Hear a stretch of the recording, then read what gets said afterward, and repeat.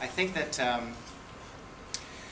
self-regulation for our industry is absolutely crucial, and as Alex said, we started the association in 2004, and the first thing that we really did was write the self-regulation guidelines, which were brought into force and approved in 2005. What it does is it allows us to have a sound and confident voice in Brussels when we're talking to the government. It allows us when there are companies who are rogue companies doing things that we don't agree with, to be able to stand apart from them and say, they have nothing to do with us or our business, and allows us to speak with an authoritative voice. And I guess finally, and probably most importantly for our businesses, if we all adhere to a level of self-regulation, then it gives the consumers confidence that what we're selling are good products, that we're going to deliver, that they can return, that will allow our customers to shop in confidence, which is what we want to do. Self-regulation is a requirement of membership at ERA. We all sign when we join ERA a declaration that says we adhere to those guidelines. It's interesting, we have a very hands-on approach to self-regulation at ERA. I've, in the last couple of years, joined the Direct Marketing Association, a big association, and they also have a very strong self-regulation program. But I signed it, I sent it back, and that was the last I heard from anybody. I think if you are a member of ERA and ERA Europe, and you signed the self-declaration, then you have also spoken to Nancy Barkin, who is our self-regulation officer. It's a very hands-on approach. I think it's a very good approach. It allows us all to talk over any issues that our individual companies might have, and again, in complete confidence.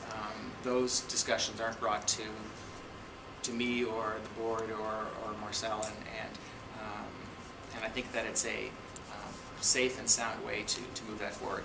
So, what have we been doing? I think that the ongoing project, the major project that we've been doing is about a year and a half ago, maybe 2 years ago, our members have started asking us okay, we've signed this declaration, now how do we know that our members are adhering to it?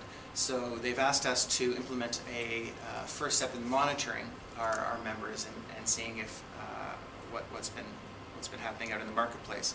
Again, very difficult with all the countries that we're dealing with and all the different languages. We have, I think, when we started this, 61 members. I think we're a little bit up from that now. And when Nancy looked at the businesses that all 61 members did, 35 had relevant businesses, i.e. were selling products and making claims. So contacted those. As looking through them, 17 of those 35 on first blush, it looked like that we weren't making any claims that needed substantiation. So that's easy to take that half out. The 15 left were contacted, asked for some substantiation on their products, and of that, if I'm right, 12 sent the substantiation they had on file and was immediately accepted. Absolutely perfect. It's all our responsibility if you're making a claim to have that information there. The last two did send lots of information, but when Nancy reviewed it, she decided that although there was lots of information there, they didn't really substantiate the claims that were made. And now this is where the rubber hits the road in self-regulation. And I think that it's a credit to Nancy, and it's a credit to the members of how they work through these problems and discuss them, and in the end compromised and modified with the help of Nancy's coaching the claims they're making.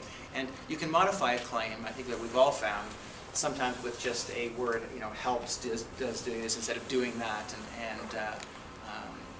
and those members have modified their claims, and I think it's a victory for the monitoring process, for self-regulation, and for Nancy and those companies. So thank you, Nancy, for that. So that first step is pretty well coming to an end, the monitoring system. There is some new members that have come in since that Nancy's talking to and signed the declaration. So that is moving forward as usual. The other big project that has happened this year is all of our self-regulation documents are online now at the website. We used to get a big package, rustle through the paper, and now it can all be downloaded, signed, and done online. So that's a bit of streamlining that Nancy has done.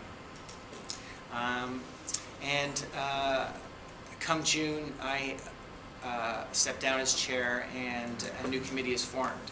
And it's up to this now committee to say, what do we do from here? Where do we go? And there's a couple of ideas.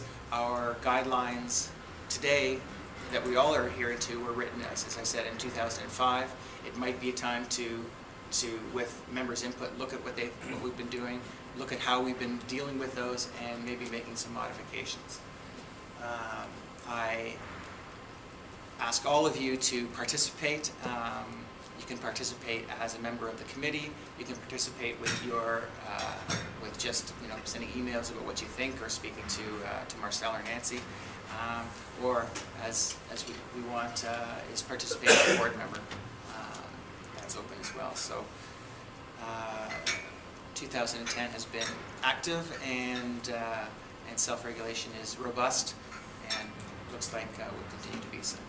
Thank you very much.